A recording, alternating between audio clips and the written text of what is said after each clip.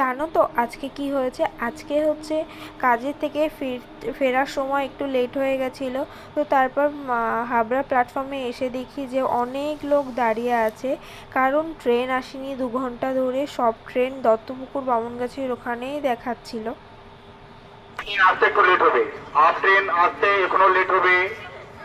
তারপর তো 10টা বাজলো আর এই অ্যানাউন্সটা করলো। দেখে তো অবাক, এই এখনও দেরি, মানে 10টার পরে এখনও দেরি। 8টা থেকে কোনো ট্রেন যায়নি, 8টা ওখান থেকে সব দত্তপুকুর বামুনগাছি এরকম পরপর দাঁড়ানো ছিল ট্রেন। আর হাবড়াতে আসছিল না, কারণ দত্তপুকুরে নাকি ধস নেমেছিল ট্রেন লাইনে। তো ডাউনের ট্রেনগুলো যাচ্ছিল, কিন্তু আপের ট্রেন একটাও দিচ্ছিল না। তারপর অনেকক্ষণ বসেছিলাম, বসে থাকতে থাকতে খিদেও পেয়ে যাচ্ছিল।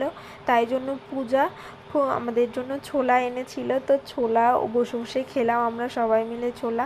আর এই যে 3 বান্ধবী মিলে গল্প করতে করতে হঠাৎ দেখি ট্রেন এসে গেছিলো। বাসে আসলে আসতে পারতাম, কিন্তু বাসে আরও বেশি কষ্ট হয়। প্ল্যাটফর্মের ভিড়টা জাস্ট দেখো, দেখে তো আমি অবাক, ভেবেছিলাম ট্রেনে উঠতে পারবো না। খুব একটা টেনশান ছিল 3 বান্ধবীর মধ্যে, কিন্তু 3জন মিলে এক একটা গেটে করে উঠে গেছিলাম। আর উঠে গিয়ে আমি ট্রেনে উঠে অনেকটা শান্তি পেয়েছি। যে পরিমাণে ভিড়ের কথা ভেবেছিলাম সে পরিমাণে ভিড়টা হয়নি, মানে উঠে দাঁড়াতে পেরেছি এইটুখানি। তারপর তো 3জন মিলে নেমে গেলাম, অনেক কষ্ট করে নেমেছি, নামার সময় অনেকটা কষ্ট হয়েছে।